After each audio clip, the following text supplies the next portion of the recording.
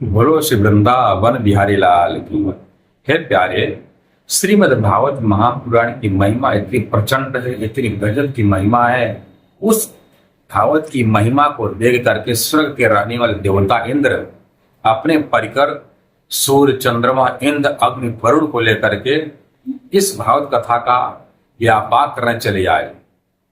सुखदेव भगवान जब अपने प्रिय शिष्य परीक्षित को जब कथा सुनाने का प्रयास करते हैं, उसी समय देवताओं का राजा इंद्र अमृत का कलशा लेकर, इस अमृत के लिए हम जाकर के प्रयागराज में, उज्जैन में, नासिक में, हरिद्वार में क्या करते हैं, कल्पवास किया करते हैं कि हम उसमें नहाएंगे, कल्पवास करेंगे तो हमको क्या मिलेगा, अमृत मिलेगा। अमृत, उसका स्नान करने का फल मिलेगा। पर वह अमृत, इसके लिए हम जाकर इतना कष्ट सहते हैं तीर्थों में, वह अमृत देवराज इंद्र फ्री में बांटने चले आए। सुखदेव जी कहते हैं कि हे महाराज सुखदेव, आप गोलोकवासी कृष्ण के अवतार हो, हमको कथा रूपी अमृत पिला दीजिए। महाराज परीक्षित को तक्षक नाग डसेगा तो उनको प्रतियोगी मिलने वाली है, उनको समुद्र मंथन से निकला ये अमृत पिला देंगे ना, उनको मृत्यु का डर नहीं रहेगा। तो सुखदेव जी कहते हैं कि मैं कैसे पिलाऊं, क्योंकि मेरा ये जो शिष्य है परीक्षित, ये बताए क्या पीना चाहता है। परीक्षित पूछते, बेटा परीक्षित तुम क्या पीना चाहते हो? समुद्र मंथन से निकला अमृत, एक कथा रूपी अमृत। महाराज परीक्षित कहते कि महाराज हम तो जानते नहीं गुरुदेव, आप कृपा कर बताएं कि समुद्र का मंथन से निकला जो अमृत, उसको पीने से क्या मिलेगा, और आपकी एक कृष्ण कथा श्रीमद् भागवत महापुराण सुनने के क्या मिलेगा।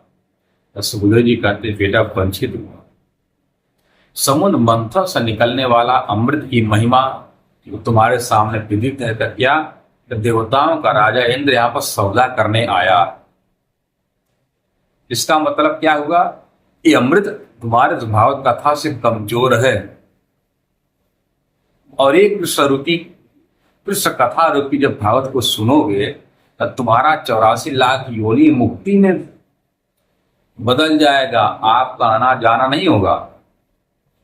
तब परीक्षित जी कहते हैं कि हे गुरुदेव, जब कृष्ण कथा में इतने बल है कि हमको उस परमात्मा को प्राप्त करा सकता है, स्वर्ग वैकुंठ से ऊपर जाने का रास्ता प्रशस्त कर सकता है, हमको समुद्र मंथन से निकला अमृत का वो जरूरत नहीं है पान करना।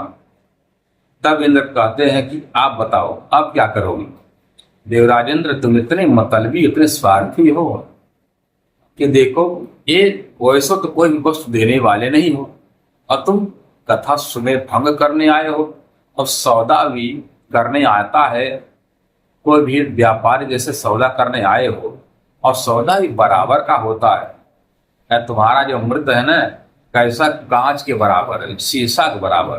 तो सुखदेव जी कहते क्वा कांचा क्वा मणि, अरे कहाँ मणि इंद्र और कहाँ ये तुम्हारा शीशा, ये तुम्हारा समुद्र मंथन से निकला अमृत, ये है शीशा, मतलब कौड़ी के समान है। जो परमात्मा कृष्ण जी की कथा है, कितनी बड़ी महिमा है कि तुम स्वर्ग में रहने वाले यहाँ पर कथा का व्यापार करने आए, इसलिए तुमको मैं कथा में बैठने नहीं दूंगा, तुमको कथा नहीं श्रवण कराऊंगा, अपना भला चाहते थे चले जाओ। तो इसलिए भागवत की महिमा इतनी बड़ी है कि सुखदेव महाराज जी ने इंद्र जो स्वर्ग का राजा है, यहाँ पर आप भजन भक्ति करोगे, सहयोगी करो, इंद्र का पद मिलेगा। वह इंद्र आपके भागवत कथा के व्यापार में आया कि हमको कथा रूपी अमृत पिला दीजिए, हम आपको स्वर्ग का अनमोल धन दे देंगे।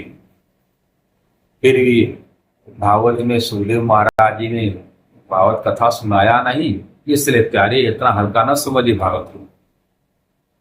और स्वर्ग में अमृत पीने वाला देवता कहाँ रहता, स्वर्ग में रहता है अमृत पीने वाले, और महाप्रलय में स्वर्ग वैकुंठ सब पर नाश हो जाता है। शास्त्र में भी कहा गया, गीता में भगवान भी कहते हैं कि तेता भुक्त्वा स्वर्गलोकम विशालम छेड़े पुण्य मृत्युलोके विसंत। आप कर्म करोगे, भक्ति करोगे, स्वर्ग में जाओगे। और स्वर्ग में कब तक रहोगे, जब तक पुण्य है। जिस दिन पुण्य खत्म हो जाएगा, छीड़ हो जाएगा, पुण्य ही पर आओगे, तो उसके पर वैकुंठ पहुंच जाएंगे। तब जब पद पुराण में कहा गया है, वेद व्यास जी जब भगवान नारद अवतार कहते हैं, विष्णु लोकादि परिभ्रष्टो रुद्र लोक सद्गच्छन्ति, और रुद्र लोकात पद भ्रष्टो परम लोक सब गच्छन्ति। भगवान विष्णु के धाम में कब तक रहोगे जब ज्यादा पुण्य रहेगा। पुण्य कम होगा आपको शंकर जी के धाम में भेज दिया जाएगा। जब शंकर जी के धाम से आपका पुण्य कम होगा तो आपको ब्रह्मा जी के पास भेजा जाएगा।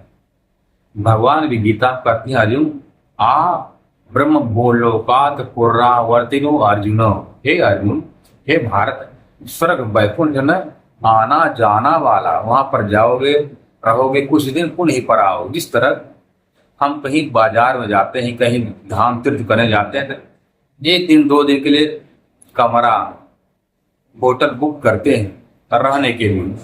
उसी तरह ये स्वर्ग वैकुंठ भी है, कुछ दिन रहने का स्थान। जिस दिन पुण्य कम हो जाएगा तो आपको स्वर्ग वैकुंठ से भगा दिया जाएगा। इसलिए स्वर्ग वैकुंठ के लाल से हट करके उस परमात्मा के शरण में जाओ, परमात्मा की भक्ति करो। वो परमात्मा की कथा श्रवण कराने वाली, उस परमात्मा से प्रेम जोड़ने वाली, परमात्मा से संबंध बनाने वाली, स्थापित करने वाली कौन है? ये श्रीमद् भागवत रूपी परमहंस संहिता है। जिनको परमहंसों ने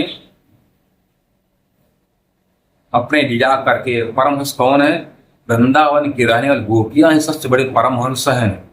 वो इसलिए अमर कथा में माता पार्वती जी को शंकर जी ने जो कथा सुनाया उस परमात्मा अक्षरातीत कृष्ण के बारे में। वो परमात्मा कौन है, कहाँ रहते हैं, उनके धाम में सखिया कौन है। माता पार्वती ने कहा कि उनका दर्शन कब होगा? तब कहते शंकर जी आनंद रूपा चयो सख्यो ब्रजे वृंदावन स्थिता कलव प्रादुर्भव संति पुरासन पदम। यू आनंद रूपी आत्मा परम धाम शीश वही ब्रज में, वही वृंदावन में रहेंगे, वही सखिया, वही आत्माएं कलियुग में पुनः लौटेंगी। जो आनंद रूपी आत्माएं हैं वही है परमहंस हैं, जिसके बारे में कहा गया भागवत के हर अध्याय में कहा जाता है श्रीमद् परमहंस संहितायाम।